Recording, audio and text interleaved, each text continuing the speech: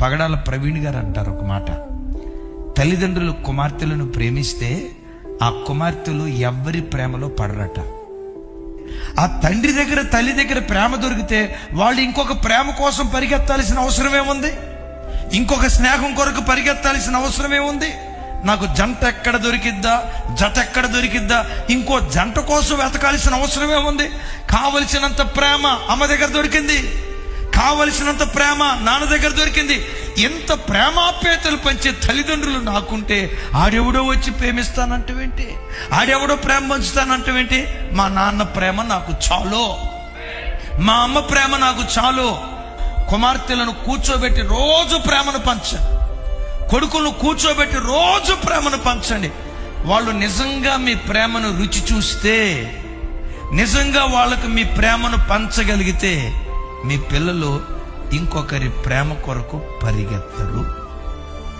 ఈరోజు కుటుంబాలు ఎట్లయిపోయాయంటే, పశువులు కొట్టంలో పశువులు ఉంటాయి చూసారా, ఒకే కొట్టం కింద ఉంటాయి, ఒకే చెత్త తింటాయి, ఒకే కుడితి తాగుతాయి, ఒకటే చెత్త తింటాయి. కానీ ఈ పశువులు ఒకదానితో ఒకటి అస్సలు మాట్లాడుకో.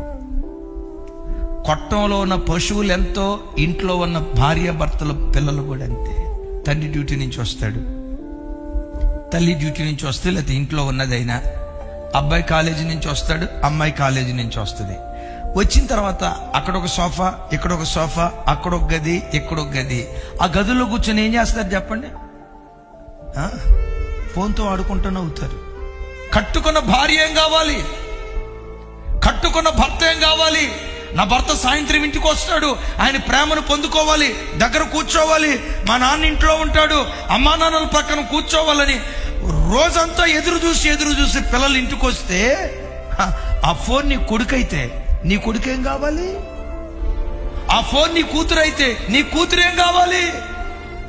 ఆ ఫోనే నీ భార్య అయితే, ఆ ఫోనే నీ కాపురం అయితే, ఆ ఫోనే నీ భర్త అయితే నీ భర్త ఎవరితో కాపురం చేయాలి? ఈరోజు కుటుంబాలు పతనమైపోయి అక్రమ సంబంధాలకు వెళ్ళటానికి, ప్రేమాద్వామాన్ని పరిగెత్తడానికి కారణం ఏంటో తెలుసా? ఫోనే కొడుకు, ఫోనే కూతురు, ఫోనే భార్య, ఫోనే భర్త. ఈరోజు ఒక తీర్మానం చేసుకొని, దేవా, వస్తువులతో కాదు వ్యక్తులతో నేను గడుపుతా. సోషల్ మీడియా దగ్గర నేను కూర్చొని ఇంటికి వచ్చిన తర్వాత, టీవీ దగ్గర కూర్చొని ఇంటికి వచ్చిన తర్వాత, టీవీ దగ్గర కూర్చోటం ఎందుకో? నా కడుపును పుట్టిన నా బిడ్డ ఉన్నాడు, నా బిడ్డతో గడుపుతా, నా కూతురుతో గడుపుతా, నా భార్యతో గడుపుతానని ప్రేమ ఆప్యాయతలకు నిలయమైన కుటుంబాలుగా మన కుటుంబాలను దేవుడు స్థిరపరచునుగాక.